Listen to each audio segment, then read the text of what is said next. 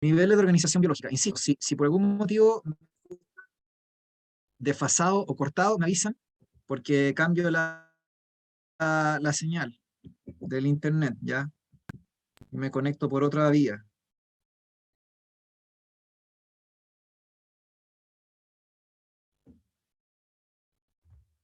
Ya, como les contaba anteriormente, eh, las moléculas orgánicas, ya, los niveles de organización biológica, dijimos que había un nivel que era el nivel molécula. El nivel molécula, acuérdense que es cuando tienen varios átomos que pueden ser iguales o distintos que se unen entre sí por enlaces.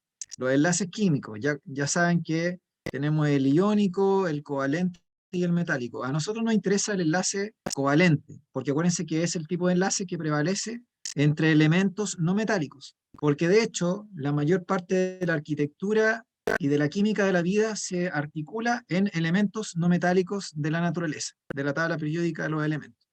Dentro de esos elementos, el central es el átomo de carbono. Entonces, cuando yo hable de moléculas orgánicas, yo voy a pensar siempre en el átomo de carbono que está formando cadenas o anillos o esqueletos que tienen la facultad de ser estables en el tiempo y que además tienen la facultad de que se pueden unir esas como cadenas o esos como ladrillos de estas moléculas orgánicas se pueden unir unos con otros, siempre y cuando sean de la misma naturaleza. Ya, no es que haya una mezcolanza de distintas moléculas orgánicas, sino que cada molécula con su propio tipo o género se va uniendo entre sí. Entonces, eh, si ustedes se fijan, cada molécula las moléculas orgánicas básicamente son azúcares simples o monosacáridos, los ácidos grasos, que corresponden a los lípidos, los aminoácidos, que son las unidades básicas de las proteínas, y los nucleótidos. Entonces, los nucleótidos corresponden a un tipo de molécula orgánica que es la unidad básica de los ácidos nucleicos. Estos nucleótidos se juntan unos con otros y forman macromoléculas o polímeros de nucleótidos. Y estas macromoléculas o polímeros de nucleótidos se conocen como ácidos nucleicos. Y tenemos dos tipos, el ADN y el ARN. El ADN es la molécula responsable de la transmisión de la información hereditaria de una generación a la siguiente y contiene dentro de él toda la información necesaria para la síntesis de un ser vivo. Todos los genes necesarios para la síntesis de un ser vivo. Mientras que el ácido ribonucleico o ARN es un ácido nucleico responsable de la expresión de la información genética. O sea, es la forma en la cual se expresa parte de esa información del ADN y que luego se traduce en forma de proteína, siendo la proteína la expresión del gen del ADN o la expresión de la información del ADN. ¿Ya? Entonces, como les dije, son dos tipos de ácido nucleico, ADN y ARN. Cuando uno mira el ADN y el ARN, uno se da cuenta que el ADN o ácido desoxirribonucleico, que ya les conté que es un polímero de nucleótidos o una macromolécula orgánica formada por nucleótidos que se unieron entre sí, eh, la unidad básica de este ácido nucleico, de ácido desoxirribonucleico, es el nucleótido de ADN. El nucleótido de ADN. Entonces, el nucleótido de ADN es una estructura que es similar al nucleótido de ARN, porque los nucleótidos tienen en común estar constituidos por una base nitrogenada, una pentosa o azúcar de 5 átomos de carbono y un grupo fosfato, que es un átomo de fósforo unido a 4 oxígenos. Entonces, estas tres como moléculas unidas forman el nucleótido, ¿ya? Y los nucleótidos, como les dije, se unen entre sí o polimerizan formando cadenas, ¿no es cierto?, de nucleótidos, formando macromoléculas o macromoléculas orgánicas, ¿ya? Entonces, el ADN, a diferencia del ARN, lo que tiende a formar son hebras dobles, o sea, se forma una doble hebra de ácido desoxirribonucleico, ¿ya? Son dos hebras simples que se unen entre sí y que forman esta estructura, como les dije, de doble hebra, que de hecho va rotando en torno a un eje imaginario, ¿ya? esta es la estructura, la arquitectura del ADN. A diferencia del ARN, que tiende a formar hebras simples, que pueden plegarse sobre sí misma igual, pero normalmente son hebras simples. Entonces, una de las diferencias fundamentales del nucleótido de ADN y el nucleótido de ARN, aparte, porque al final uno dice, bueno, pero es una diferencia solo de arquitectura, es una diferencia también en átomos, en el sentido de que el nucleótido de ADN no es igual al nucleótido de ARN, porque hay un átomo de oxígeno en cierta posición que se encuentra en el ARN que no se encuentra en el ADN. De hecho se llama ácido desoxirribonucleico porque le falta un oxígeno.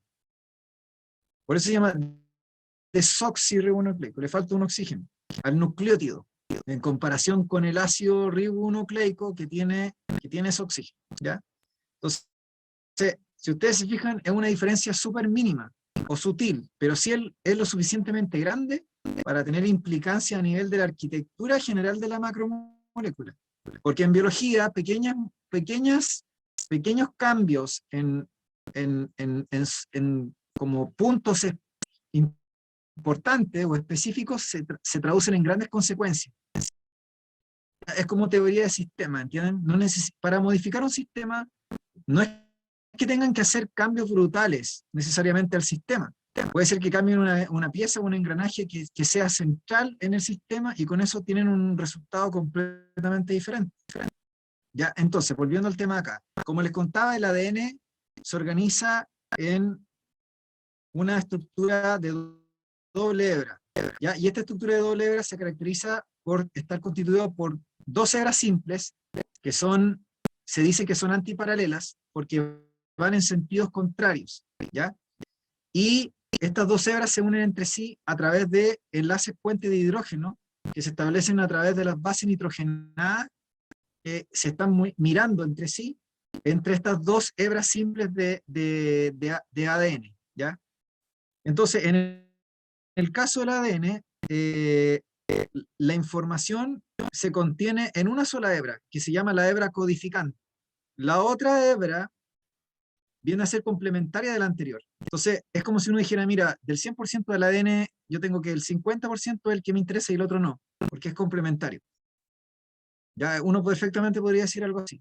Ahora, de esta secuencia, ¿no es cierto?, de nucleótidos de ADN, como les dije que es codificante, que contiene la información genética, no toda esa hebra contiene la secuencia de la información que nos sirve para sintetizar proteínas. De hecho, al contrario, gran parte de esa secuencia no es codificante, o sea, no contiene información para la síntesis de proteínas. ¿Ya? Recuerden que las proteínas son las macromoléculas orgánicas más importantes de la naturaleza, porque las proteínas son las que permiten, tienen un rol estructural y además tienen un rol enzimático. Yo les conté que si no tengo enzimas, no tengo metabolismo, y si no tengo metabolismo, no tengo nada, no tengo cerebro. Entonces, la proteína es como la biomolécula central de la biología, pero la proteína, para que se pueda transmitir de una generación a la siguiente, necesita estar como almacenada en algún medio. El medio que la almacena es el ácido nucleico. ¿Ya? Entonces, las proteínas no tienen, las proteínas que tienen propiedades autorreplicantes son proteínas defectuosas, que causan enfermedades, que le llaman los priones, ¿ya? Pero en general la proteína no es replicante. Entonces necesitamos otro medio para que pueda, ¿no es cierto?, formarse y pueda pasar de una generación a la siguiente. Y para eso está el ADN. Pero el ADN es secundario a la función de la proteína, ¿se fijan? Por eso es que la proteína sigue siendo lo central en la biología. Entonces colocamos. ¿Cómo? Perdón, no entendí porque se escuchó como cortado. ¿Se escucha cortado, chiquillos? Ya, si tienen alguna pregunta o consulta, ustedes me la hacen, no tengo ningún problema, ¿ya? Ya, entonces, chiquillos, como les contaba anteriormente. Ya, perfecto. Entonces, como les contaba anteriormente, chiquillos, este ADN es una molécula doble hebra, como les contaba, y hay una sola hebra que contiene la información, como les decía, y esta información está contenida en lo que se llama la base nitrogenada. Por lo tanto, el azúcar y el fosfato en el fondo constituyen el esqueleto donde se asientan estas bases nitrogenadas, porque al final el mensaje es lo que me importa, y el mensaje está en la secuencia de bases nitrogenadas, que es la que permite, ¿no es cierto?, tener un lenguaje o una información que luego se va a expresar finalmente como proteínas. Entonces, las bases nitrogenadas son del nucleótido de ADN, son timina, adenina, citosina y guanina, como ustedes ven ahí, ¿ya? Que serían las bases nitrogenadas que, insisto, contienen la información para la síntesis de proteínas. ¿De acuerdo? Entonces, el 97% de la información de una molécula de ADN, por ejemplo, humana, solamente el 3% es codificante y el 97% es no codificante. No tiene información para la síntesis de proteínas. Tiene función regulatoria o estructural, ¿ya? Pero no función codificante, o que contenga información para la síntesis de un producto, o sea, de una proteína. Recuerden que las proteínas son la expresión de los genes o de la secuencia de nucleótidos de ADN. Y estas proteínas se expresan como rasgos o características, algunas de las cuales pueden ser visibles. Y otras, por ejemplo, se podrían determinar por bioquímica, analizando la secuencia de una proteína, por ejemplo, o de alguna enzima. ¿Ya? ¿Ya? ¿Duda o consultas, chiquillos, de lo que acabo de decir?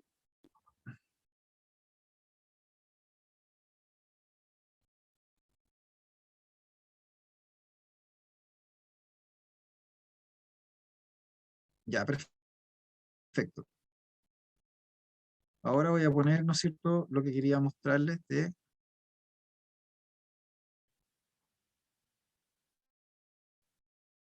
Ya, ya, entonces dicho eso, vamos a hablar ahora de lo que les prometí en la clase, que es hablar de ciclo celular, ¿no es cierto? Y para eso tenía que hacer una introducción de lo que era el ácido nucleico o los ácidos nucleicos para entender bien el concepto de cromosoma, que es lo que finalmente me interesa en la clase.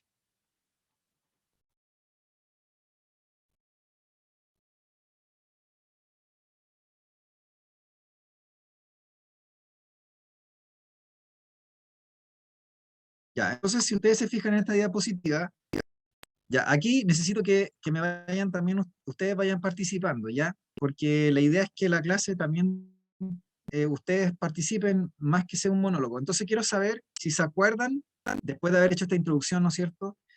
¿Cuáles son l- las, las similitudes que tiene el ADN de una célula procariota o procarionte y una célula eucarionte? ¿Qué tienen en común?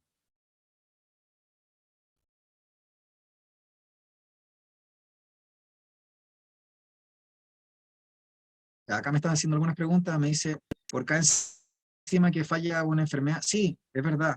Las enfermedades metabólicas son por falla enzimática. No sé si una enzima, una enfermedad necesariamente, pero al menos con las enfermedades más como, no sé, como la fenilcetonuria o las intolerancias, por ejemplo, que hay a ciertos como alimentos, se producen por falla enzimática. Claro, la intolerancia al gluten, la intolerancia a la lactosa, en fin. Ya, chiquillas, chiquillos, por favor, necesito que me digan qué tienen en común o qué tienen de distinto el ADN de una célula procarionte, ya sea arqueobacteria o eubacteria o bacteria verdadera, y las células eucariontes, ya sea hongos, protistas, vegetales o animales.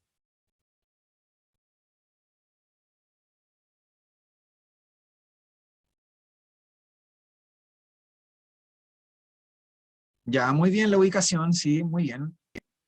Excelente, me están escribiendo acá. Que uno posee histonas y el otro no, excelente. Amaró muy bien. Juli también, ¿no es cierto? ¿Quién más? Profe, Sí, Génesis, dígame. es que tengo una duda. O sea, en las procariontes, como no hay núcleo, se supone que está disperso, pero igual hay un nucleolo que contiene algo de material genético más condensado, ¿o no? Claro. O sea que el nucleolo se considera la zona de la célula eucarionte, del núcleo de la célula eucarionte, donde hay expresión genética, donde hay transcripción, donde hay expresión genética, es decir, síntesis de ácidos ribonucleicos. En el caso de la bacteria, usted tiene que, el proceso está ocurriendo ahí mismo en el protoplasma de la bacteria o en el citoplasma de la bacteria, y claro, en la región del nucleoide, que se llama así, donde está disperso esta hebra de ADN, que igual tiene algún grado tiene algunas proteínas asociadas. No es que esté así como sin ninguna proteína, ¿ya? Pero ahí está ocurriendo el proceso como de expresión genética y de formación de los ribosomas, por ejemplo, o sea, de síntesis del ácido ribonucleico mensajero ribosomal está ocurriendo ahí mismo. Entonces, claro, en la región del nucleoide está ocurriendo lo mismo que en el nucleolo de la célula eucarionte, porque todo el proceso ocurre ahí Entonces, mismo. entonces esa podría ser una similitud.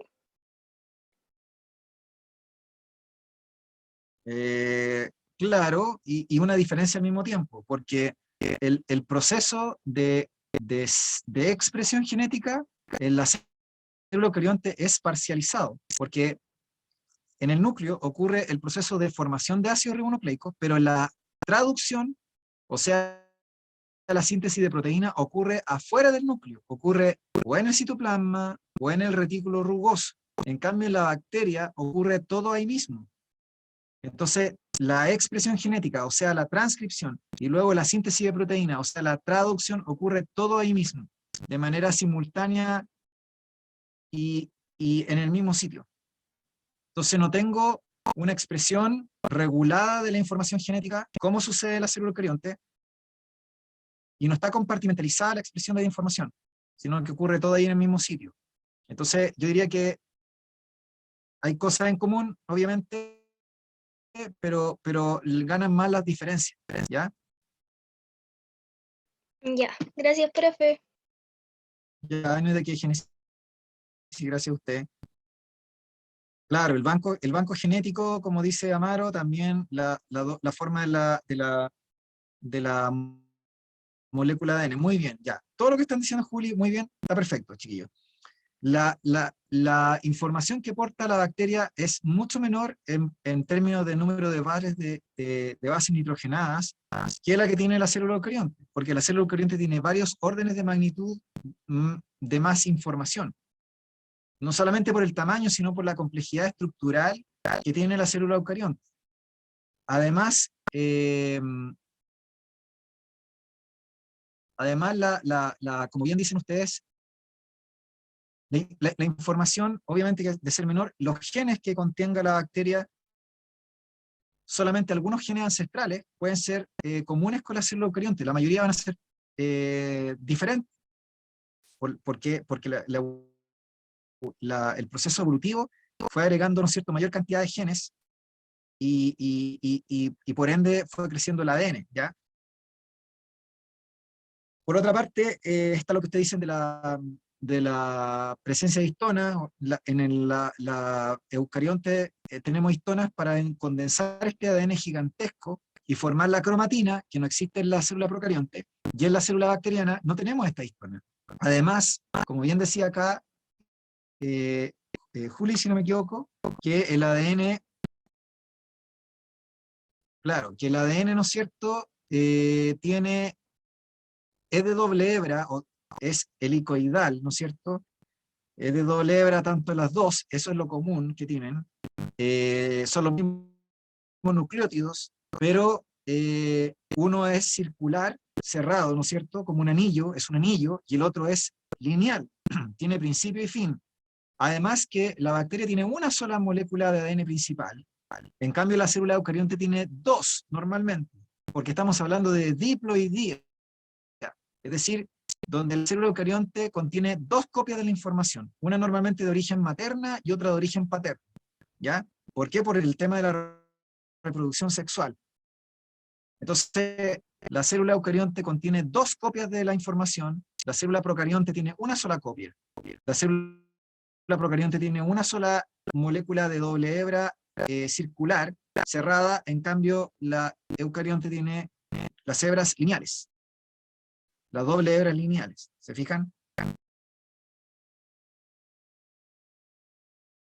Claro, existe, como dice Maximiano aquí, sería como comparar el ADN de la mitocondria o del cloroplasto, ¿no es cierto?, con el ADN de la célula, como hacer esa diferenciación también.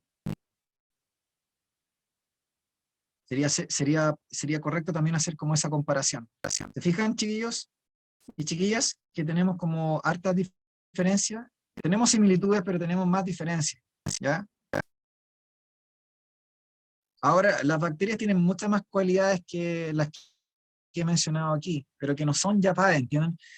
Por ejemplo, esto que las bacterias tienen la facultad de correr el marco de lectura para hacer el proceso de transcripción o de expresión de los genes. Entonces, una misma información puede caber mucho más información en este anillo de ADN, porque yo corro el marco de lectura. Entonces puedo tener distintas lecturas dependiendo de cómo lea la información. Entonces es una forma de meter más información, ¿entienden? Si quieren que haga una analogía, sería como los libros de Cortázar, pues chiquillos. Como los libros de René Cortázar.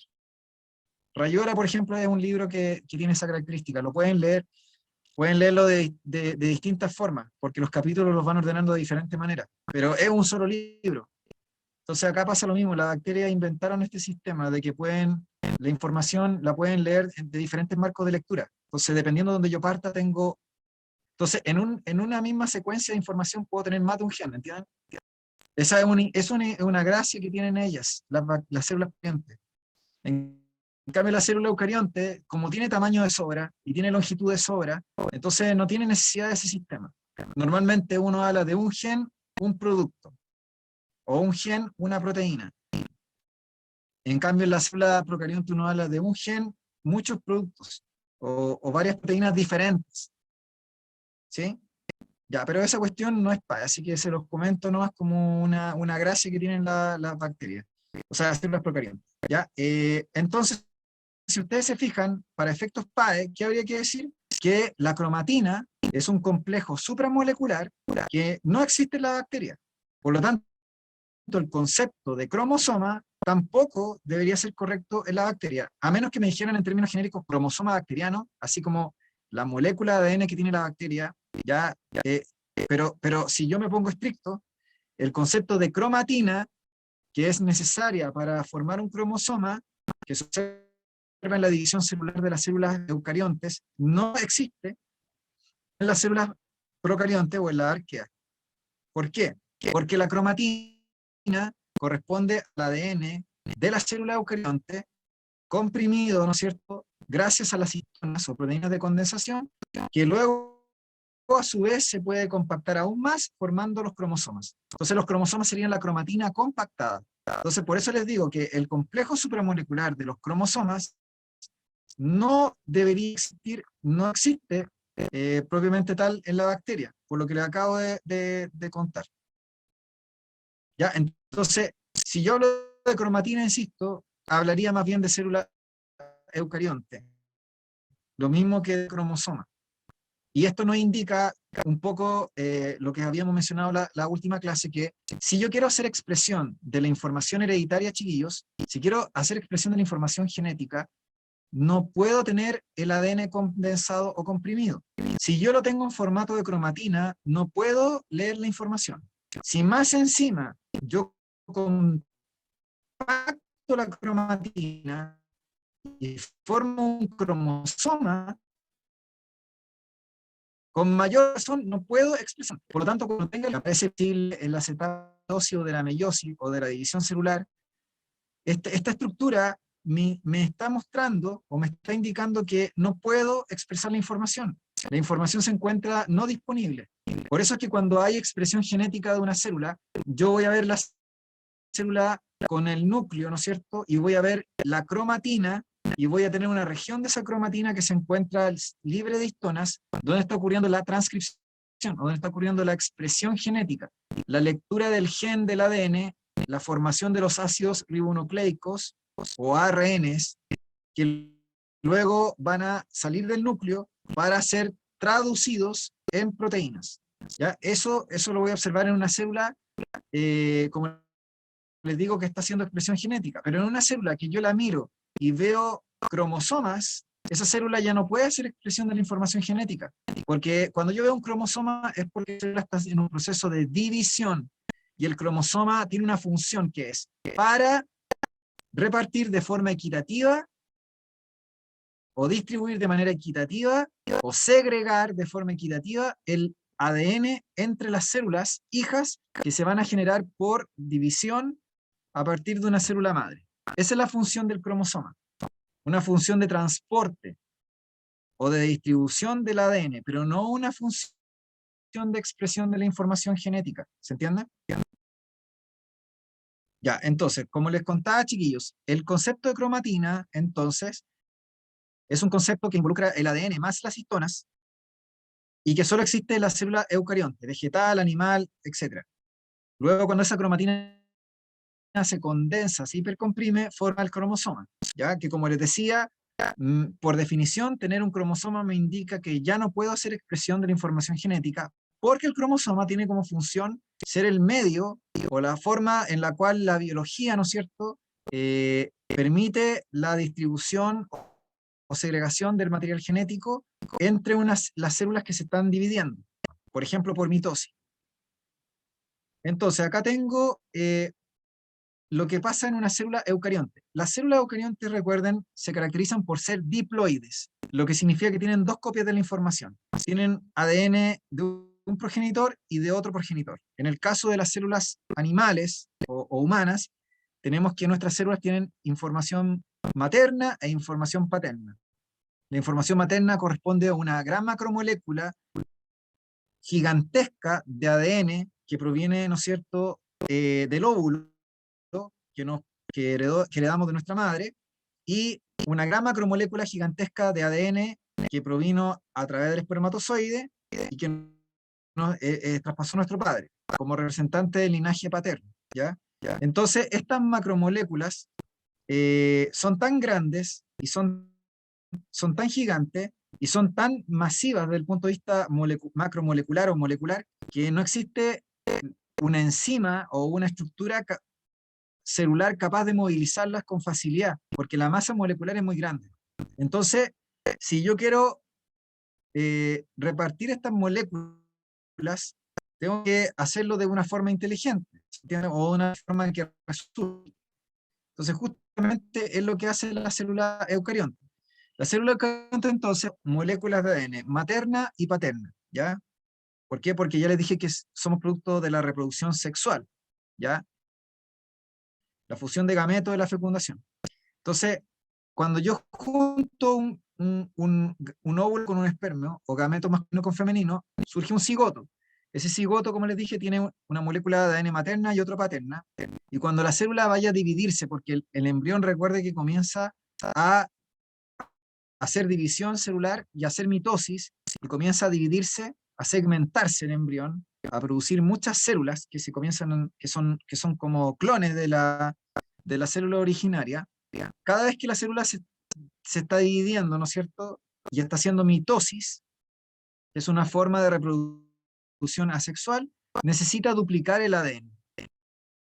O sea que necesita copiar la molécula de la madre y copiar la molécula del padre. Por lo tanto, si yo tenía una molécula materna y una molécula paterna, si la célula va a hacer división celular y va a hacer mitosis, que es una forma de reproducción asexual en las células eucariontes, tiene que duplicar obligatoriamente la molécula de la madre y la molécula del padre.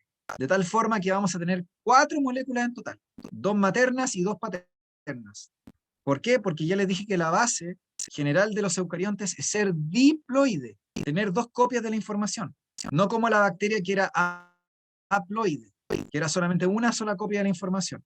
Entonces, cuando la célula, insisto, se prepara para dividirse, tiene que duplicar su información. Duplica la información materna y paterna, de tal forma que vamos a tener 4 macromoléculas gigantes de ADN, 2 maternas y 2 paternas.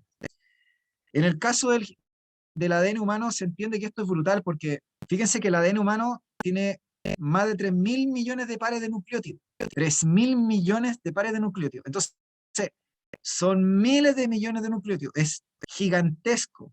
Es masivo. Tiene mucha masa molecular, como les dije. Y más encima está asociado a proteínas. Esa cuestión es como, insisto, no hay forma alguna de poder movilizar eso a nivel celular. Entonces, ¿qué es lo que ocurre?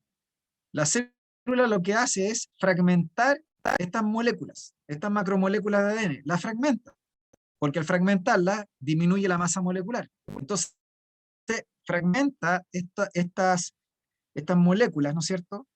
Y luego estas moléculas fragmentadas se hipercondensan para que sea más fácil su movilización o traslado, o migración, ¿no es cierto? O segregación, ¿no es cierto? A través de la célula que se está dividiendo. Y para eso sí existe maquinaria enzimática. Para eso sí existe una estructura molecular que funcione como grúa, ¿no es cierto? Y que pueda transportar estos cromosomas y repartirlos entre la célula hija. Entonces, si ustedes se fijan acá en estos esquemas, yo tengo acá que la macromolécula original de la madre y la del padre se duplican por un proceso que se llama replicación semiconservativa, que no tiene sentido hablar de eso porque no es ¿ya? Por supuesto. Entonces, fíjense que se duplica la molécula de ADN materna y paterna, y luego ya les dije que se fragmenta. Dependiendo de la especie a la cual yo esté estudiando, voy a tener distinta cantidad de fragmentos, porque la cantidad de veces que se fragmenta la molécula materna y paterna en el gato no es la misma que la cantidad de veces que se fragmenta en un perro, o que se fragmenta en una mosca de la fruta, o en una estrella de mar, o en una planta, no sé, en una planta de papa.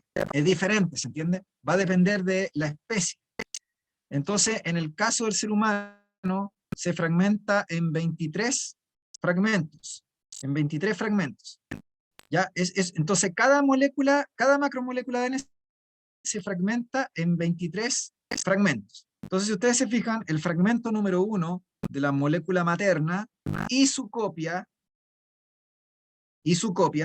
se hipercondensan y constituyen el cromosoma 1 materno, duplicado. Entonces, cuando yo veo esta X, una especie de X, lo que estoy viendo es la información duplicada, porque tengo la información, el fragmento original y su copia, que terminan formando, ¿no es cierto?, este cromosoma, que está formado por 2 cromátidas, que se dicen cromátidas hermanas porque son exactamente idénticas. Porque es el fragmento original y su copia. Lo mismo pasa con la información paterna. La información de la macromolécula del padre que se duplicó se fragmenta en 23 fragmentos, y el fragmento número 1, ¿no es cierto?, y su copia se hipercondensan, forman el cromosoma número 1 duplicado, y lo mismo pasa con el 2, el 3, el 4, hasta el sexual. ¿Se entiende eso, chiquillos? ¿Chiquillas? ¿Se entiende?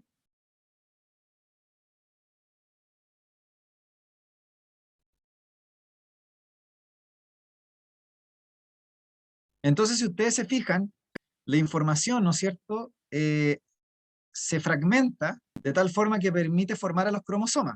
Entonces, cuando ustedes vean una especie de X, usted dice ya, esa X corresponde a un cromosoma que ya tiene la información duplicada. Está la información duplicada cuando usted ve esa X. La típica X del cromosoma que sale en los libros y en la PDT o en la PAE o en la antigua PCU, es como esta X donde usted ve 2 cromátidas que se unen a través de una región de angostamiento que se llama el centrómero, y estas 2 cromátidas son idénticas entre sí porque tienen la misma longitud, los mismos genes, la misma información, es todo idéntico. Son cromátidas hermanas. La información se encuentra duplicada, ¿ya? Y yo observo también que hay regiones satelitales, veo también que hay unas proteínas en torno a este centrómero que me permiten enganchar a los microtúbulos que se van a formar cuando ocurra la división celular, la mitosis, por ejemplo, la meiosis, o los centriolos, que enganchan a los cromosomas a través de estas proteínas del cinetocoro y permiten mover a los cromosomas. ¿Ya? Entonces, cuando yo tengo una célula que va a hacer división celular, yo me doy cuenta que el cromosoma aparece duplicado. El cromosoma aparece duplicado. Aparece con 2 cromátidas hermanas. Cada cromosoma aparece con 2 cromátidas hermanas. Estas cromátidas hermanas son idénticas. ¿Ya? La posición del centrómero, chiquillos, cambia dependiendo de cuál es el cromosoma del que estoy hablando. Porque la posición del centrómero en el cromosoma 1 no tiene nada que ver con la posición del centrómero en el cromosoma 18 o del 22. Son distintos. Además que los genes que contiene cada cromosoma no van a ser tampoco iguales, van a ser diferentes. Hay algunos genes que son repetitivos, como son los de los ribosomas, que se repiten en todos los cromosomas, pero en general los otros genes son distintos, ¿ya? Lo mismo que la longitud o el tamaño del cromosoma no tiene por qué ser igual, va a cambiar también.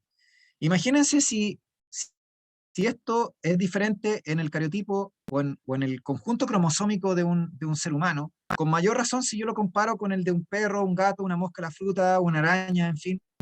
Distintas especies tienen distintos tipos de longitudes de la molécula de ADN, distintos cortes, distintas posiciones del centrómero, ¿se entiende?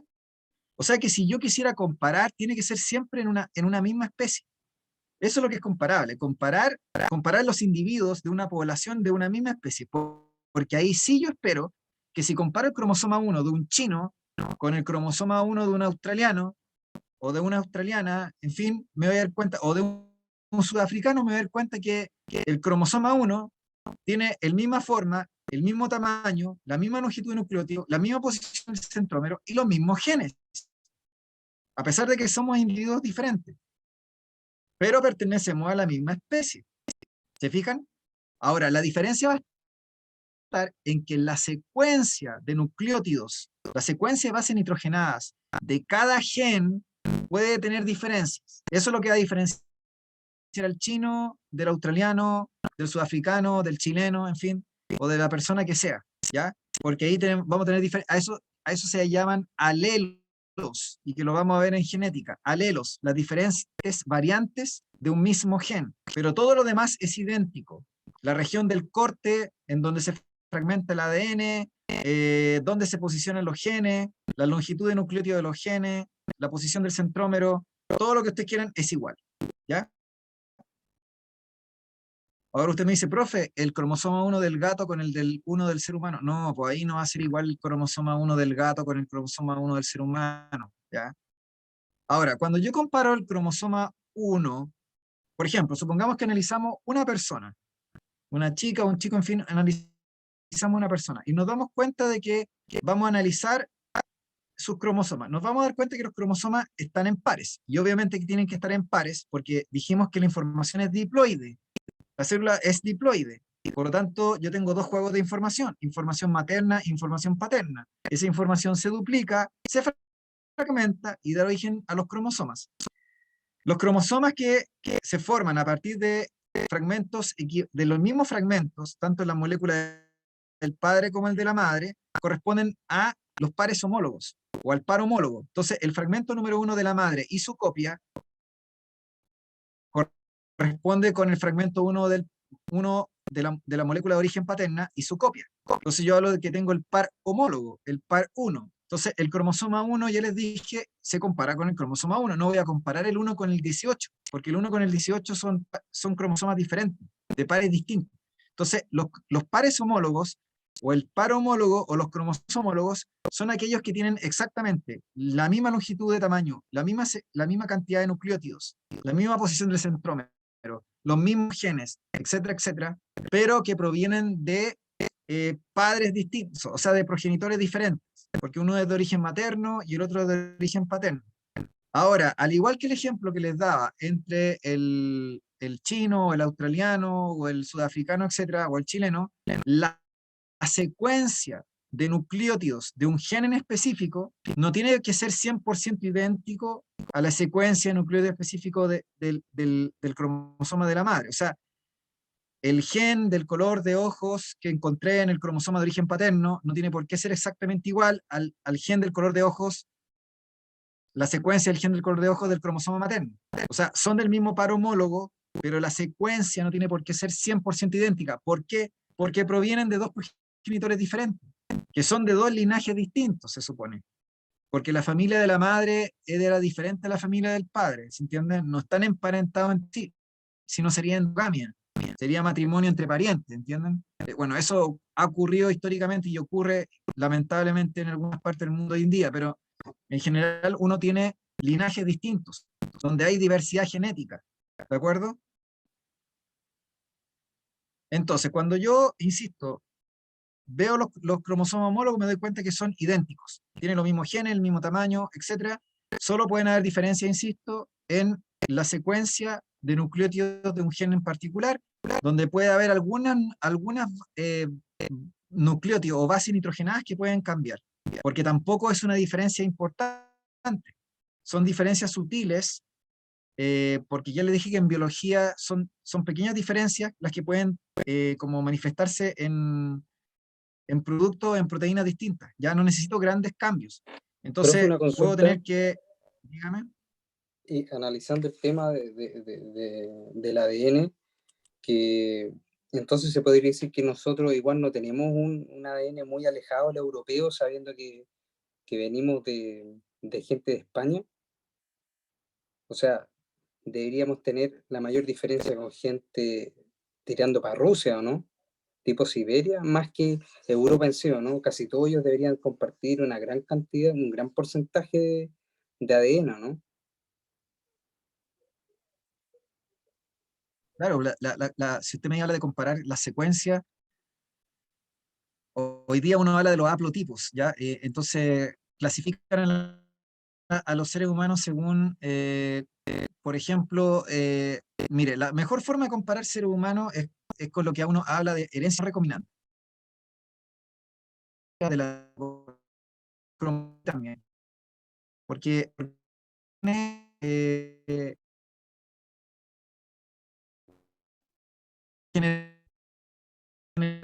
esa, esa-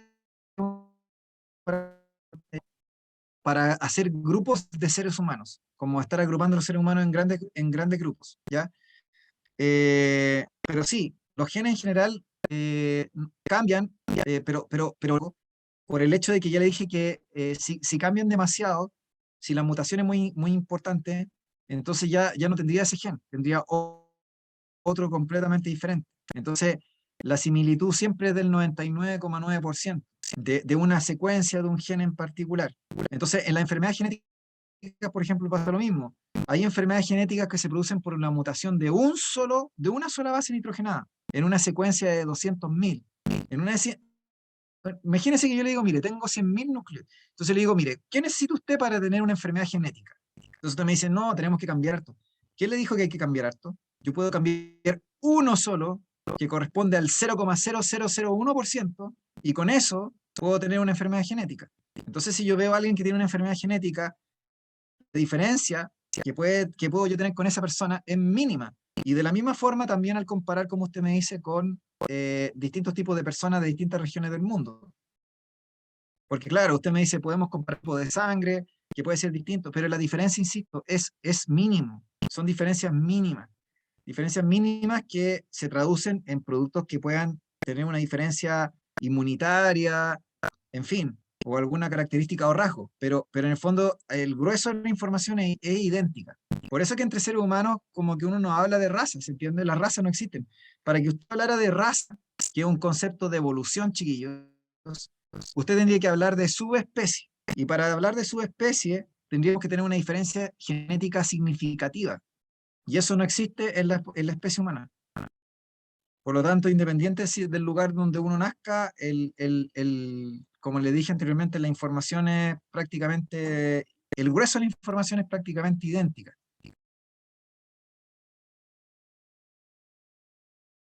No sé si le respondí la respuesta, Maro, pero si usted quiere como buscar el detalle de la información, busque como los estudios de la herencia mitocondrial en seres humanos y como estudios del origen del hombre, por así decirlo, o del origen de la humanidad, no sé, donde logran agrupar a los seres humanos según grandes grupos.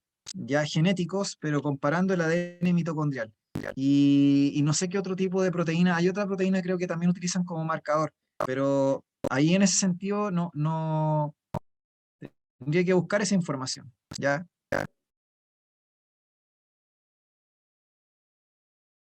Ya, chiquillos, sigamos avanzando. Entonces, si ustedes se fijan, los cromosomas homólogos son cromosomas que comparten todo, excepto, como les dije, los alelos, que son las variantes de un mismo gen, pero el par homólogo tiene todo idéntico, todo igual, son los mismos genes, son todo igual. Ahora, los cromosomas los puedo agrupar en dos categorías según el cariotipo. El cariotipo les dije que era el perfil cromosómico propio y característico de cada especie. El perro tiene un cariotipo determinado, el gato tiene otro, la paloma tiene otro, la mosca de la fruta tiene otro, la planta de la papa tiene otro cariotipo. Cada especie tiene su propio cariotipo, que me indica el conjunto cromosómico de cada especie y que se obtiene cuando yo estoy viendo una célula en división celular. Entonces, eh, el cariotipo permite distinguir dos grandes grupos de cromosomas: los cromosomas somáticos o autosómicos y los cromosomas sexuales.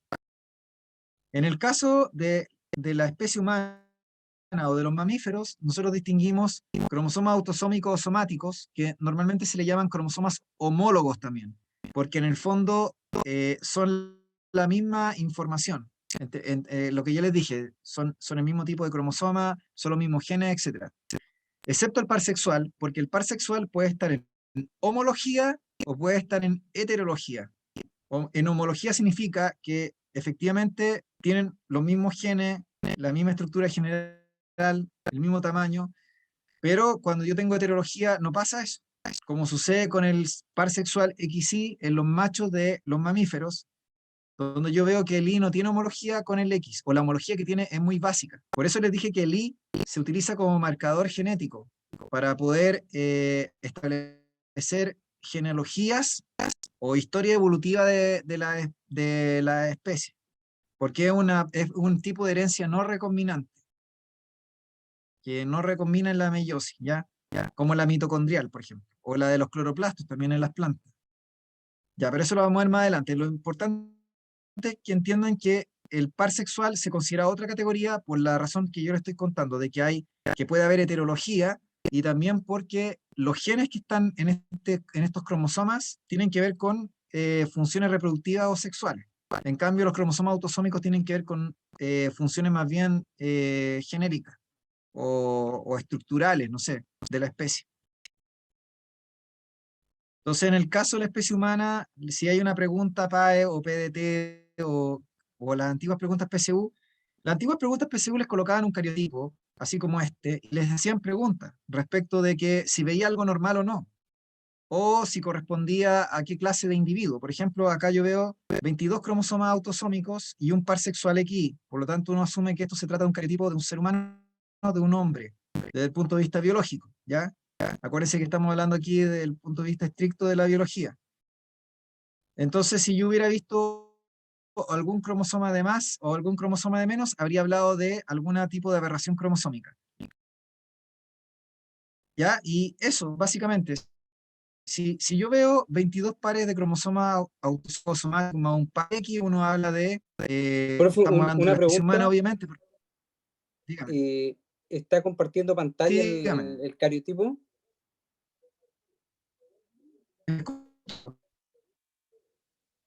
Es que se quedó pegado, parece, en una diapositiva, ¿no? ¿Cómo no estaban viendo la imagen entonces? No, no.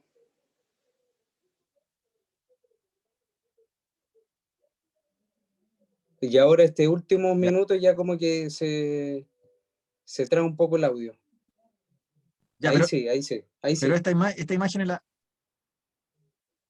Ya, y estas imágenes las vieron. Ninguna de estas imágenes la vieron. Déjenme desarmar esto. Tienen que avisarme cuando se me quede pegado o cuando la diapositiva no correspondan, pues chiquillos. A ver.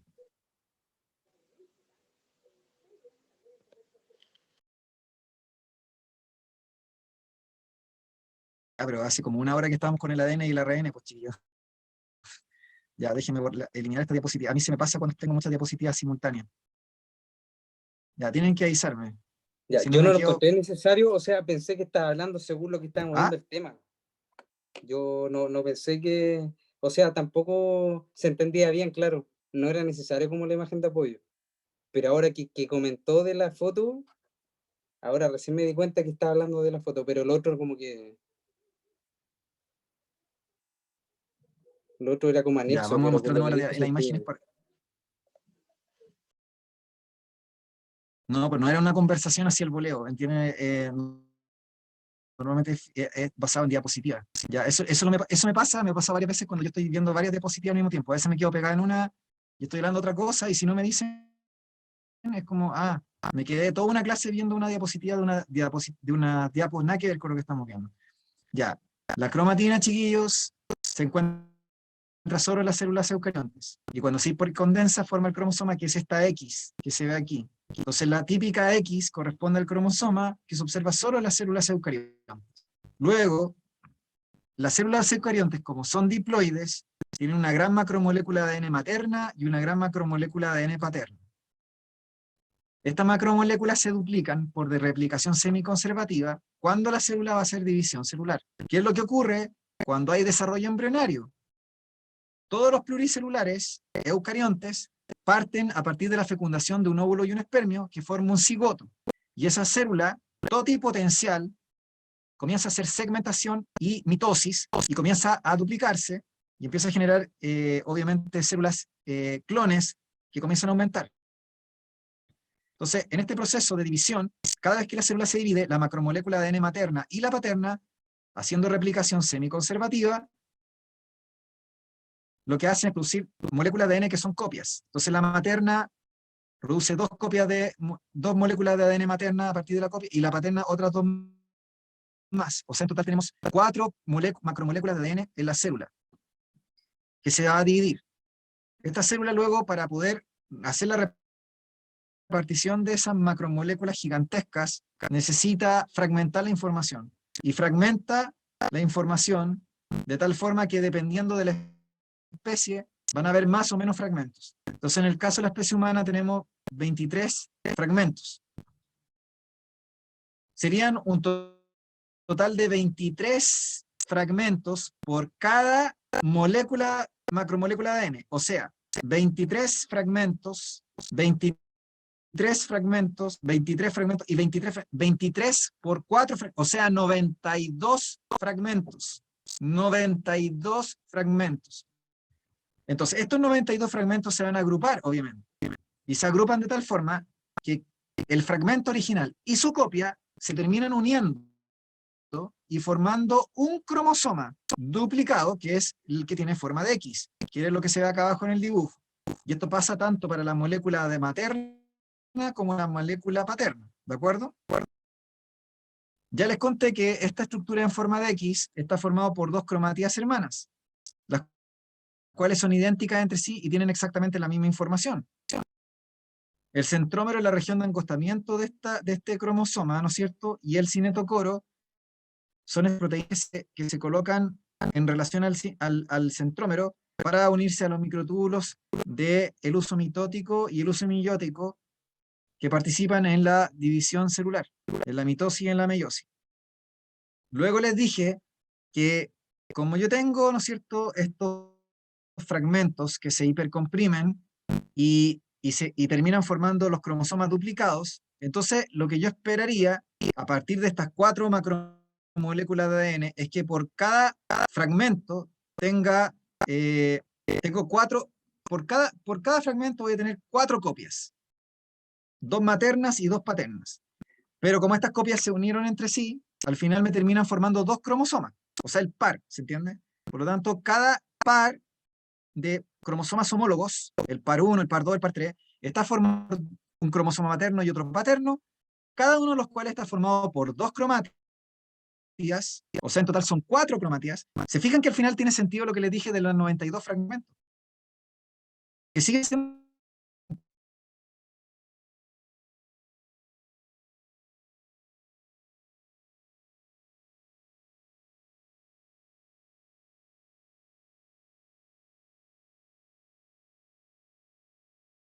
el fragmento número 1 de la madre y su copia, y el fragmento número 1 del padre y su copia.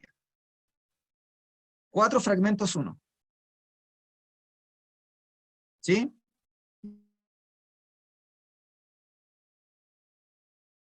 Profe, a rato un poco se pegue el audio.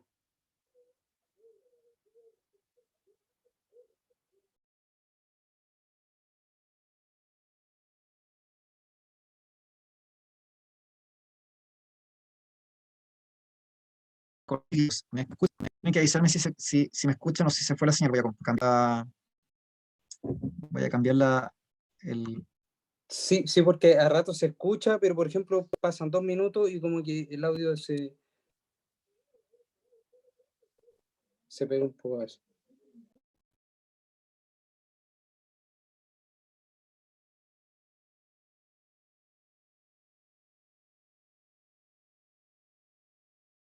Ya, ahora sí, chiquillos. ¿Me escuchan? Sí, se escucha bien.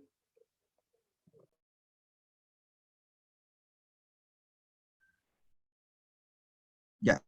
Entonces, como les contaba anteriormente, chiquillos, si ustedes se fijan, tenemos, ¿no es cierto?, 92 fragmentos que se terminan agrupando, de tal manera que por cada fragmento tengo 4 copias. Entonces el fragmento número 1 de la madre y su copia, y el fragmento número 1 del ADN del padre y su copia, forman el par 1, que sería el par homólogo, porque ya le dijimos que tiene la misma información, los mismos genes, la misma posición del centrómero. Las diferencias que provienen tienen dos orígenes diferentes, o provienen de progenitores distintos. Y luego dijimos el cariotipo, que era lo que ya estábamos de esta imagen, que no estaba viendo ninguno, o ninguna, y que no me di cuenta, que es esta imagen en la cual vemos los cromosomas autosómicos, en el caso humano, del par 1 al par 22, y el par sexual. Si ustedes se fijan, los cromosomas autosómicos o somáticos son homólogos, porque son los que tienen igual tamaño, igual cantidad de número de genes, igual posición del centrómero. En cambio, el par sexual es distinto, porque ya les dije que se da la heterología en el par sexual. Ahora, este cariotipo no está muy bueno. El cariotipo que me interesa es este, porque aquí aparece duplicado. O sea, acá está el cariotipo normal. ¿Se fijan? Y en esta imagen tenemos que el cariotipo es de un hombre, porque tengo 22 pares de cromosomas autosómicos y un par sexual X. ¿Sí? ¿Se entiende, chiquillos? ¿Chiquillas? Sí, profe, todo bien. Ya ahora se escucha bien el audio, así que ningún problema. Ya, súper. Entonces, ¿qué preguntas les podrían hacer aquí? Les podrían poner una foto de este cariotipo y les podrían preguntar, por ejemplo, si esta persona era, no sé, pues era un hombre joven, no sé, o no sé, o si tiene algún tipo de aberración cromosómica. O sea, aquí yo no veo ninguna aberración porque no veo ninguna trisomía o monosomía o cromosoma de más o de menos. Y la otra cosa es que yo no puedo saber si este es un hombre mayor, adulto, joven o un niño. O sea, el cariotipo solamente me indica la especie y me indica si es macho o hembra desde el punto de vista biológico y nada más. No puedo saber nada más. ¿Se fijan?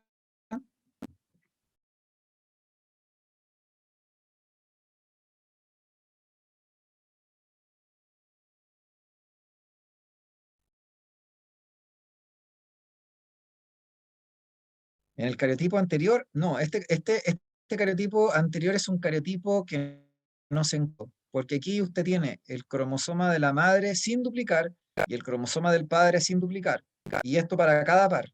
Entonces este sería un cariotipo sin duplicar, sería un cariotipo que no está, donde no hay duplicación del ADN. Se podría obtener este cariotipo al finalizar la mitosis, por ejemplo. Cuando uno termina el proceso de mitosis, en la etapa que se llama telofase, yo podría, por ejemplo, observar esto, si sacara un cariotipo. Porque ocurrió después de la repartición de las cromátidas hermanas, ¿entiendes? Entonces ahí podría observar este tipo de cariotipo. Pero si yo estoy en la etapa como inicial del proceso, yo tengo que verlo siempre duplicado, porque aquí tiene que ocurrir la repartición de las cromátidas. El 21 y el 22 son cromosomas decapitados. A los decapitados se les llama acrocéntricos.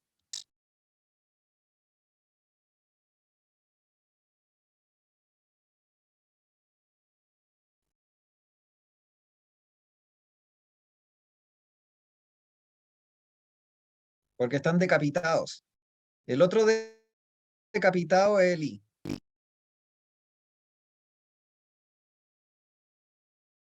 Está decapitado porque, o sea, en el fondo, como que lo represento así. Esta es una trampa igual. Buena su pregunta, excelente. Es buena su pregunta, Maximiliano, porque fíjese que si yo le dibujo esto, en la P, PTU, en la PA y lo que sea, esta sería la representación como tradicional de un cromosoma duplicado, ¿entienden? Supónganse que le hago un par así. Pero imagínense que yo ahora empiezo a dibujar decapitados. Entonces, si yo a un estudiante X, sobre todo que viene de un colegio que tiene mala calidad de educación y más encima con todo lo que fue la pandemia, y le dibujo decapitados, lo voy a confundir.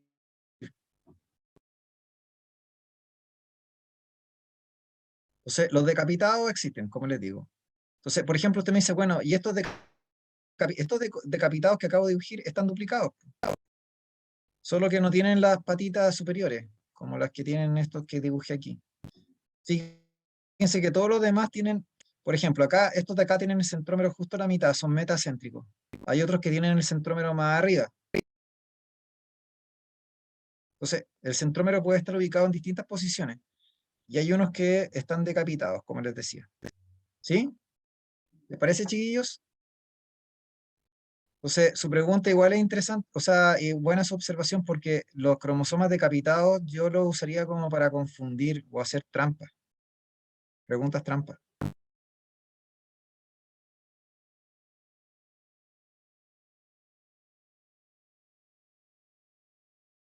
¿Yo claro, chiquillos? Sí, profe, todo claro. Yo no me acordaba del nombre de eso, ni que eran decapitados. O sea, yo les digo Es más decapitados, pero es sí, no, es más creo que nunca lo vi en el colegio, no me acuerdo. ya, pero en la prueba salió los cromosomas decapitados, sí, por eso se lo digo. No se lo digo porque miren, veamos decapitado al tiro. Ya que ustedes son los fieles, entonces veamos los Sí, cromosomas sí, decapitados. sí, me gustó ese nombre porque así uno se acuerda mejor. Espérense. Es que no puedo buscarlo como cromosoma. Espérense, creo que era una. Ay, espérense, de PSU.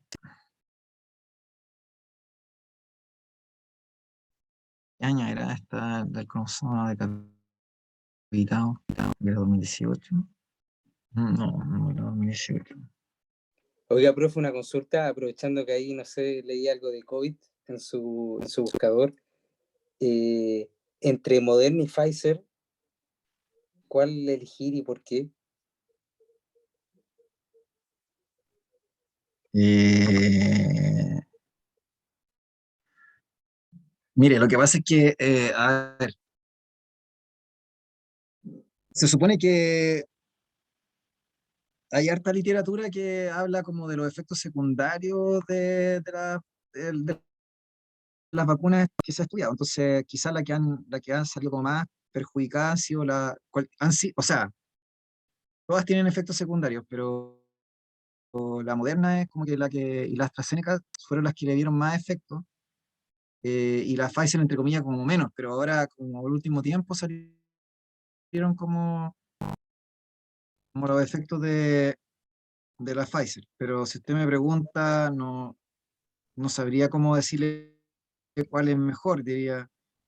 A mi juicio, o sea, por ejemplo, este efecto secundario de la inflamación del miocardio, eso es con la Pfizer, no con la Moderna, que yo sepa. Y ahora uno para la cuarta también podía pedir la Sinovac si uno quería, ¿o no? Si yo hubiera podido elegir, me hubiera puesto pura Sinovac.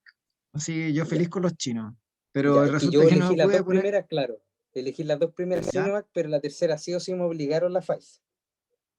Y bueno, no me sentí tan mal. O sea, en la noche sentí como que me pegaron un combo, un dormilón en el brazo, como lo más cercano a la experiencia, un dormilón, me tomé un paracetamol y se me quitó. ¿Ya? Pero últimamente conocidos se han colocado la Moderna y se han sentido más mal que la Pfizer. Entonces por eso estaba como me tocaba esta semana, estaba como buscando dónde vacunarme, pero no sé si uno puede pedir, creo, la Sinovac todavía. Creo que se puede pedir, no sé si estaré equivocado. Yo, yo me No la- sé si la yo- gente yo se ha si hubiera, vacunado. si hubiera podido hacer eso, lo haría. Y ahora la última, o sea, me voy a resistir hasta el final. Bueno, pero, o sea, no porque sea antivacuna, yo no soy antivacuna, pero en fin. De hecho, mi hermano no es antivacuna y mi hermano me dice no me voy a poner ninguna cuestión porque, o sea, encuentro ridículo estársela poniendo cada 6 meses. Esa cuestión no tiene ningún sentido, Sí, o digamos. sea, sí, igual sí es como abombar mucho el sistema inmune, colocarse otra vacuna tan luego. O sea, Yo también creo se lo debería mismo. generar hiperreactividad, po, porque la proteína que se induce la síntesis en el cuerpo, que es la proteína Spike, es citotóxica. Entonces, debería, obviamente, generar una hiperreactividad al sistema inmune. Una persona que a lo mejor tenga problemas inmunitarios, o sea, no se le recomendaría ni a cañones. Pero mire, por eso le digo, ahí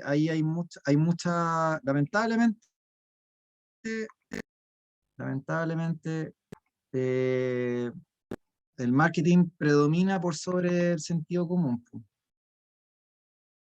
Y hay un manejo político también, así que bueno, yo sinceramente, si hubiera podido evitar vacunarme, lo habría hecho, pero no lo pude hacer. Y yo tengo las 3 dosis, pero la cuarta dosis, a mí me gusta hacer trekking. Entonces yo digo ya, si me pongo la cuarta dosis, voy a estar 2 semanas, prefiero fondearme porque me va a bajar cuando uno se vacuna, todas las vacunas hacen bajar las defensas. O sea, el hecho de que uno se vacune y en el proceso que produce un anticuerpo, no es como uno tiene un mayor riesgo de contagiarse en esa etapa como inicial. Luego los efectos secundarios no se ven al tiro, entonces no voy a ponerme a hacer ejercicio. O sea, si yo fuera un gimnasio o fuera un deportista, como quisiera mucho deporte, ni a cañones, o sea, me fondería como 6 meses, que fue lo que hice porque como en el fondo para prevenir que me pasara algo al corazón, ¿se entiende? Por si acaso, dije yo, no voy a hacer ejercicio, me voy a quedar sentado nomás, pero esa fue como mi posición, digamos, ¿se entiende? Sí, voy a consultar igual si creo que uno puede elegir, ahora creo que se puede elegir las tres, según en el lugar donde haya. Y En ese caso yo también me colocaría la Sinovac, no me metería más Pfizer en el cuerpo. yo no encuentro sí, no, yo tampoco, chiquillo, no Es encuentro que nos lo obligaron que a debería colocar mostrarle, Pfizer, la lamentablemente. tercera obligaban a colocarse Pfizer. Sí, pues, no, sí, no, yo, no sé, yo por lo menos la última me voy a resistir hasta el final y prefiero ir rezagado. O sea, prefiero tener la mayor cantidad de tiempo. Ya, acá tengo algo parecido. Prefiero pasar la mayor cantidad de tiempo posible antes de colocarme. Ya, total, el pase de movilidad son con 3 vacunas, no con 4. ¿Entiendes? No sé si ustedes sabían, No, pero hay personal de salud, de funcionarios públicos que no están vacunados. Médicos, enfermeras y también no funcionarios sabía. públicos. Se Bueno, tienen que hacer PCR cada 14. Sí, se en pueden hacer teoría el con las PCR tres cada 14 dosis días. usted ya tiene y todos Con las nosotros ya tres tenemos una buena defensa, o sea, dosis ya es uno está imposible morirse listo. con tres dosis. Yo creo que No, si con no, las tres dosis ya estamos listos y chao, o sea, una cada por dos eso, el años yo pase creo es con incluso. 3.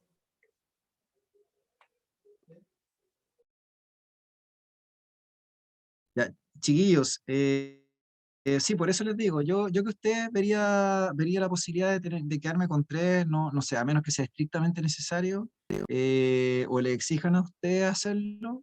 No sé si en la universidad exigen, no sé realmente, o en los trabajos que a lo mejor alguno de ustedes trabaja, pero yo en la medida de lo posible trataría de no sé, si tengo que hacerlo yo, o yo lo voy a hacer cuando lo haría, pero quizás dejaría pasar más tiempo, como son las vacunas como tradicionales, ¿entiendes? Como la de la influenza, ese tipo. Pero no me la estaría poniendo cada 6 meses, cada 4 meses, o como fue al principio, que fue que fue prácticamente seguida. Entonces, haría lo mismo con usted, o sea, si en la medida de lo posible. Y la verdad es que, Amaro, yo dejé de ver literatura porque un tiempo estuve muy metido en eso y al final fue peor, porque eh, es como que lo- los estudios in vitro no necesariamente son reflejos de los in vivo, o lo mismo con los modelos animales, y, y como le digo, el tema es que si uno no es especialista, también corre el riesgo de que le dé una interpretación inadecuada a los estudios. Y hay mucha gente ¿cómo se llama?, que está metida en el cuento. Entonces hay gente que, por ejemplo, no se tomó una posición extrema también. Entonces, si usted se mete mucho en eso, como que al final uno termina más confundido, ¿se entiende? Pero al final hay que hacer predominar el sentido común, chiquillo. Eso al final lo que creo que más debe primar. O sea, teniendo nociones básicas quizás de inmunidad, entendiendo en general cómo funcionan normalmente estos procesos, no sé, como en términos súper generales, y yo creo que con eso ya es suficiente como para tomar una decisión. Ya, Profe, pero entonces, pero meterse demasiado. ¿Mm? en términos generales, se supone que un refuerzo de algo debería ser ya por lo menos cada un año, ¿no? No, ni siquiera 6 meses, ¿o no?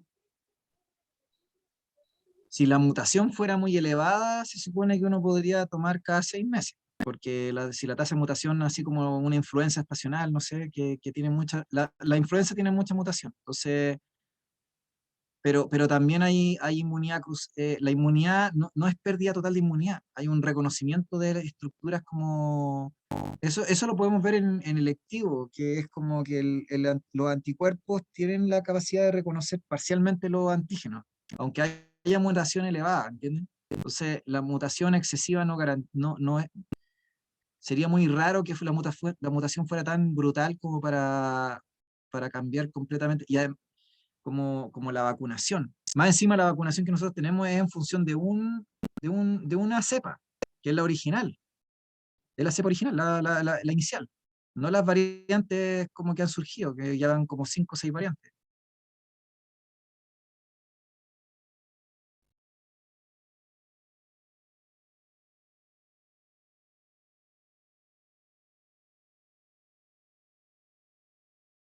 Sí, pues, pero vacunarse a cada rato hace que el sistema inmune esté súper hiper reactivo. Eso es como también de sentido común. Entonces, no sé, por eso le digo, yo por lo menos voy a evitar vacunarme la cuarta dosis lo más que pueda, ¿ya? Y si nadie me la exige en el trabajo, yo no lo voy a hacer. Si me lo piden, no sé, o tuviera que viajar, ni siquiera sé si hay algún país también, si tuviera que irme como al otro país, al extranjero, que me exija 4 dosis. Israel, no sé, tendría que ir a Israel. Israel, la cuarta dosis la vacunó a la población adulta mayor. La otra era como sugerida, opcional. No sé. Yo por lo menos lo voy a hacer así. Chiquillos, miren por favor este ejemplo.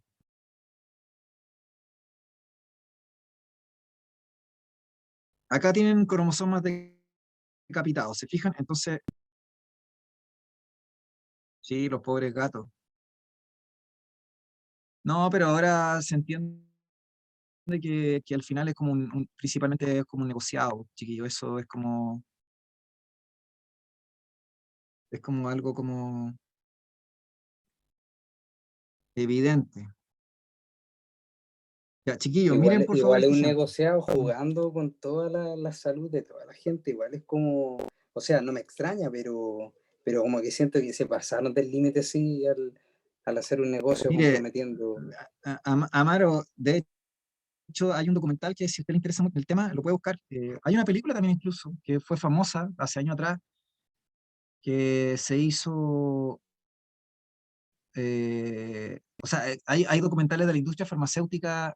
La industria farmacéutica es bastante oscura. Yo diría que incluso es Como tipo más, Resident Evil, algo así, como tipo... no, no, es como el sentido de que qué empresas están involucradas, cuáles son los principales accionistas, cuál han sido como la historia de las farmacéuticas, como de fármacos que han generado daños, como, no sé, como a generaciones pasadas. Por ejemplo, busquen en internet fármacos y efectos secundarios, así como el siglo XX, así como Ah, sí, sí, bueno, la talidomida es un efecto, como lo que dice Maximiliano, claro, el la negocio es talidomida, enfermarte y darte la cura.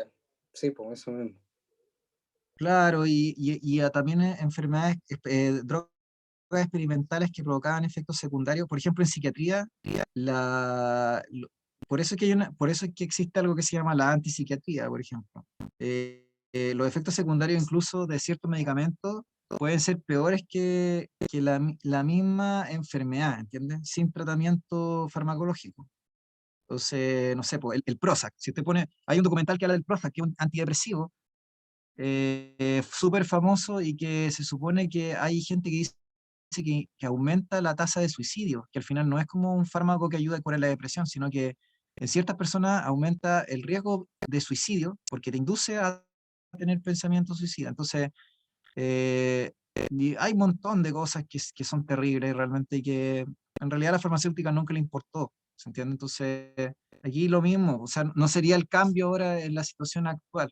La otra cosa son los clinical trials y hay documentales también de cómo hacían probar drogas experimentales en África, en países, por ejemplo, del tercer mundo, venían a probar drogas experimentales y luego, después que se probaban de varios años, los probaban en el mundo desarrollado. Entonces, eso también está documentado, hay, no sé, pues hay estudios, hay críticas, eso lo pueden buscar en internet.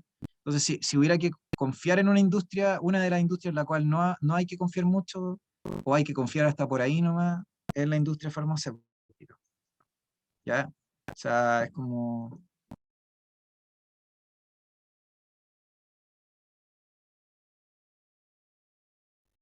Es que, chiquillos, la población está enferma porque lo que más hay son enfermedades crónicas no transmisibles, que es por la diabetes, la hipertensión, el sobrepeso, la obesidad. Entonces, y esas enfermedades se producen básicamente por malos hábitos alimenticios. Entonces, al final, ustedes se pueden preguntar por qué hay una alza como sostenida en el tiempo en el cáncer, y sobre todo en el cáncer podrían mirar las estadísticas del cáncer también.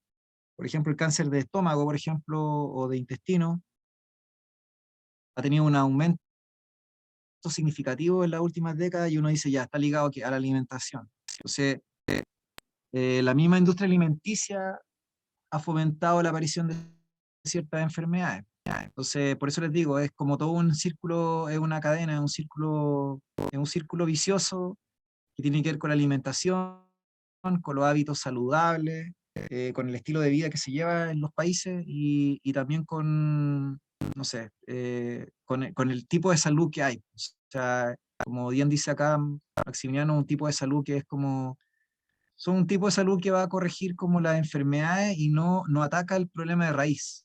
¿Se entiende? Si yo quisiera solucionar muchas enfermedades, tendría que atacar desde el punto de vista de la educación para una adecuada nutrición.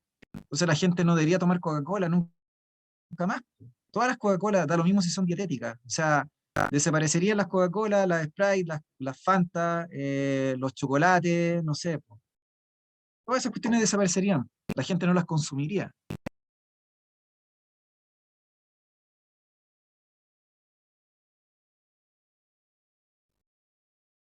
Entonces, chiquillos, como les decía anteriormente, ese tema da para largo, ya eso lo podemos ver con más calma más adelante. Ahora me interesa que vean este monito. Fíjense que acá salen cromosomas decapitados. Entonces, imagínense un estudiante que no tiene mucha noción y ve estos monos, son súper confusos. Había otro demo que quería mostrarles, pero no lo encontré, donde salía un cromosoma decapitado. Lamentablemente no lo encontré, pero no sé cuál ha sido el cromosoma, no sé realmente, pero en fin, la cosa es que, no sé dónde está realmente, sí. El tema, ¿no es cierto, chiquillos? Que acá tienen, si ustedes ven este dibujo que estoy mostrando, es como bastante confuso, como la forma en la cual disponen los cromosomas. Acá están preguntando como, como el defecto que se produce en gametos defectuosos que tienen más o menos cromosomas, y que aquí se produjo una trisomía, ¿ya? Pero en el fondo, esa forma como de, eso que representa abajo, no dice que es un cromosoma doblado, no es un cromosoma doblado necesariamente, o puede ser doblado. eh, no sé si me entienden, chiquillos, que pueden jugar con las imágenes, como para confundir a las personas. Sí, en realidad aquí no sería un cromosoma decapitado, aquí sería un cromosoma doblado.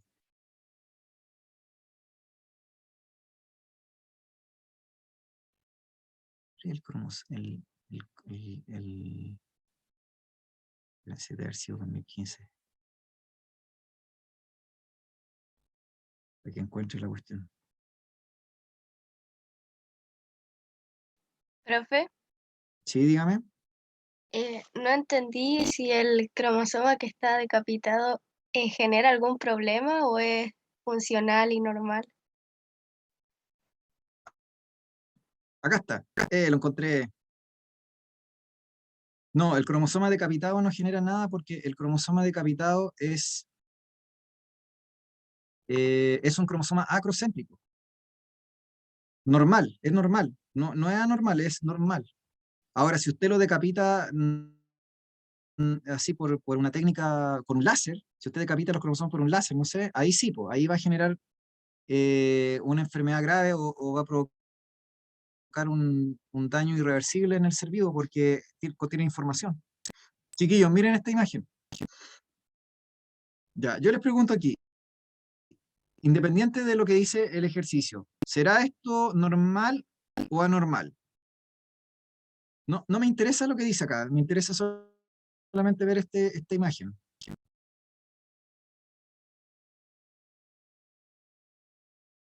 Es normal, muy bien, porque tengo acá los decapitados o acrocéntricos y tengo aquí los normales. Eso es lo que quería decir, que podría haber un estudiante que a lo mejor pensara que está, como la pregunta que me hacía recién, ¿quién? No alcancé a ver por el chat quién era. ¿Usted, Mari, me habló recién o fue... ¿quién, quién me habló recién? ¿Mari, Julio, Génesis? Génesis. Génesis, usted me dijo si los decapitados, si tener un cromosoma decapitado algo como grave, entonces yo le digo, mire, si es un cromosoma acrocéntrico, es normal. Si, sería que usted cortara los fragmentos. Ahí sí, sería inducido. Pero si usted le pone en un dibujo así, usted asume que es normal esto. ¿Se fija? Ahora, el dibujo que les mostré anteriormente, aquí, por ejemplo, aquí alguien podría decir, oh, este está decapitado. Es que aquí no está decapitado porque si no, si fuera decapitado sería diploide. O sea, estaría, perdón, no diploide, el cromosoma duplicado, quiero decir. Y acá es como que está doblado nomás el cromosoma. Entonces no es que esté decapitado esto, sino que es un cromosoma como simple que está doblado. Entonces, si se fijan, estos tipos juegan con esto, como que pueden tratar de jugar con representaciones o con esquemas, un poquito para confundir a los estudiantes.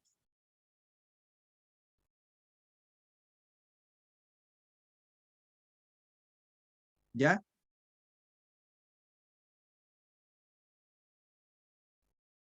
¿Sí? ¿Se entendió entonces? A lo que quería ir. Que no se confundan si les salen cromosomas como acrocéntricos, porque estos cromosomas son normales. Si yo veo este par así, yo digo, oh, el par está duplicado, ¿se entiende? Que sería lo propio de una célula que en el fondo se prepara para la división. Ahora, si a mí me dicen, mire, tengo esto y es un óvulo, esta cuestión está pésima, porque esto no puede ser un gameto. Un gameto es una célula que tiene la mitad de la información genética, o sea que tiene que ser haploide. No puede tener duplicado los cromosomas, ¿se entiende? Entonces, esto no podría ser propio de un óvulo o de un gameto, Tamaro. Que de hecho es el sentido de esta pregunta en este ejercicio de esta PSU. ¿Ya? Pero en el fondo lo que quiero que entiendan es eso, que pueden haber cromosomas que están sin la parte de arriba. Ya, para cerrar, como les decía anteriormente, chiquillos, aquí quiero cerrar solamente con esto, con esta idea. La célula diploide es una célula que tiene, como les decía, dos juegos de cromosomas, y la célula haploide tiene solo un juego de cromosomas. ¿Ya? Entonces, cuando ustedes vean, por ejemplo, un diagrama donde tienen solamente como representante de un par, tienen solo un palito, entonces yo sé que eso es haploide, porque por cada par voy a ver solo un palito. Cuando ustedes ahora piensen en la letra N, N va a significar para ustedes número de cromosomas o centrómeros, y C va a significar número de cromátidas. Por ejemplo, tengo un centrómero, una cromátida, y acá tengo un centrómero en un cromosoma duplicado, o sea, dos cromátidas. Y si tengo un par, ¿no es cierto?, homólogo, y veo cuántos centrómeros tengo, tengo dos, ¿ya? Y además veo que cada cromosoma tiene dos cromátidas, o sea, en total tengo 4 cromátidas por par. ¿Por qué? Porque la unidad de análisis, chiquillos, es el par. Uno analiza el par. Uno analiza el par. El par es lo que uno, ¿no es cierto?, toma como referencia para saber el N y el C. Esto es lo último que digo, con esto cerramos. El N y el C, y lo voy a retomar en la próxima clase, el N y el C me permite identificar si estoy en presencia de una célula haploide o diploide, y también de contabilizar la cantidad de cromátidas que tiene. Pero, insisto, la unidad de análisis es el par. Entonces, cuando les coloquen un cariotipo, así como este, usted no va a contar todos los cromosomas, no suma los cromosomas, no se pone a sumar los centrómeros. Usted llega y agarra cualquier par y dice, ya, ¿qué es lo que veo en un par de aquí, por ejemplo? Yo veo un centrómero, otro centrómero, o sea, 2N. Claro, porque tengo el cromosoma del padre y el cromosoma de la madre. Y además usted ve 1, 2, 3, 4 cromáticas, o sea, 4 cromáticas, 2N, 4C. Entonces uno no llega y dice, ah, voy a sumar este centrómero de aquí y este de acá y luego este de acá y este de acá. No, uno lo que hace es buscar el patrón. ¿Cuál es el patrón aquí, chiquillos? El patrón es lo que se repite, independiente si el cromosoma es chico, si es decapitado. Esa sería otra trampa también, por ejemplo, si les pusiera puros cromosomas decapitados. Supónganse, les pongo esto, ¿ya? Cromosomas decapitados. Entonces, acá tengo un par. El de la madre y este el del padre. ¿Qué es lo que veo aquí? Un centrómero, otro centrómero. O sea, 2N. ¿Cuántos cromátidas veo? 1, 2, 3, 4. 4C. Independiente si es un cromosoma normal, un par normal o es un par decapitado, yo veo que el patrón es el mismo. El patrón es el mismo. 2 centrómeros, porque hay uno por cada cromosoma, y tengo un total de 4 cromátidas por par. ¿Se fijan? A mí me interesa el patrón. Ahora, si yo les muestro yo les pregunto, ¿qué N y qué C sería? ¿Cuál es el patrón que se repite aquí? ¿Qué patrón se repite aquí, chiquillos? Y con esto cerramos. ¿Cuántos centrómeros tenemos? ¿Cuál es el patrón aquí? 2 por par. Ya, 2N, ya, muy bien. ¿Y cuántas cromátidas?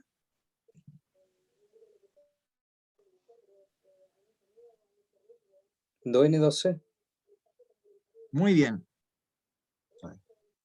2N, 2C, excelente. Ese es el patrón que se repite. Porque si ustedes se fijan, tengo 2 centrómeros y tengo solamente 2 cromátidas por cada par en este cariotipo que tengo aquí. Porque en el anterior que les mostré era 2N, 4C. ¿Se fijan? Esa es como típica pregunta también que les pueden hacer. Ya, chiquillos y chiquillas, entonces eso sería la clase de hoy día, y la próxima semana lo que yo haría sería retomar esto, porque como estuve viendo diapositivas que no correspondían y la mitad se tuvo que salir, entonces retomaría esto, ¿ya? Mari me dice 4C porque están a la mitad. ¿De qué 4C de qué me está hablando como la mitad?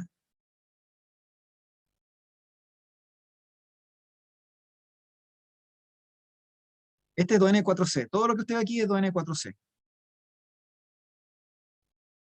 Los decapitados, no, los decapitados son 2N4C. Mire, yo le voy a dibujar, ya. Supóngase que yo le dibujo esto. Y yo le digo, ¿qué es lo que hay ahí? Y luego le voy a dibujar esto.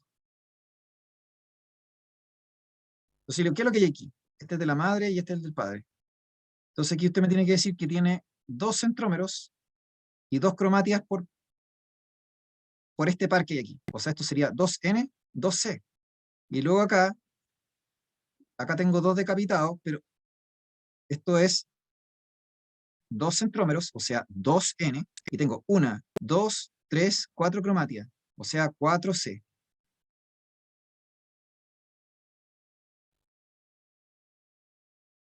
No es que sea la mitad, lo que yo tengo que contar es en los bracitos que tengo. Pero usted no dice, no, es que tengo 4 bracitos, porque tengo los 2 bracitos de arriba y los 2 bracitos. No, es que no se considera así.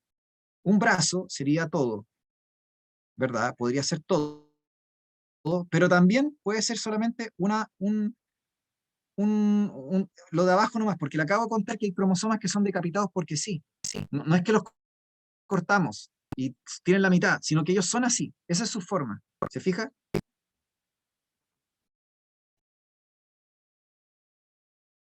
Ya, estos pueden ser buenos ejemplos para preguntar.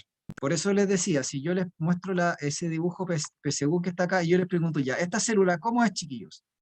Si yo tengo que decir que esta célula, ¿qué es? ¿Esta célula es 2N2C o esta célula es 2N4C? ¿Qué me van a decir de esta célula?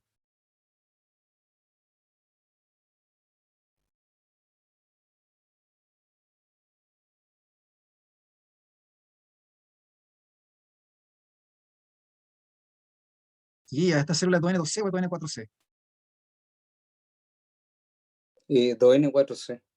2N4C, porque ya sean decapitados o sean esto de aquí, tengo 4 cromátidas y 2 centrómeros. ¿Se fijan? 1, 2, 3, 4. Y acá lo mismo. 1, 2, 3, 4. ¿Sí? Lo que pasa es que la cromática puede ser o larga o puede ser solo la mitad. ¿Ya?